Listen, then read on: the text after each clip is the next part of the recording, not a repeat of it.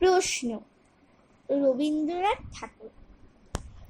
মা গো আমায় ছুটি দিতে বল, সকাল থেকে পড়ছে যে মেলা। এখন আমি তোমার ঘরে বসে করব শুধু পড়া পড়া খেলা। তুমি বলছো দুপুর এখন সবে, না হয় যেন সত্যি হলো তাই। একদিনও কি দুপুর বেলা হলেই বিকেল হলো মনে করতে নাই? আমি তো বেশ ভাবতে পারি মনে।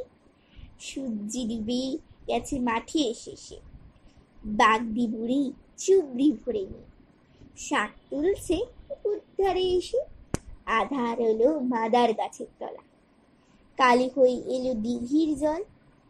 হাটের থেকে সবাই এলো ফিরে, মাঠের থেকে এলো চাষির দল। মনে কর না উঠল সাজের তারা, মনে কর না সন্ধি হলো যেন। রাতের বেলা দুপুর যদি হয়, দুপুর বেলা রাত হবে না কেন?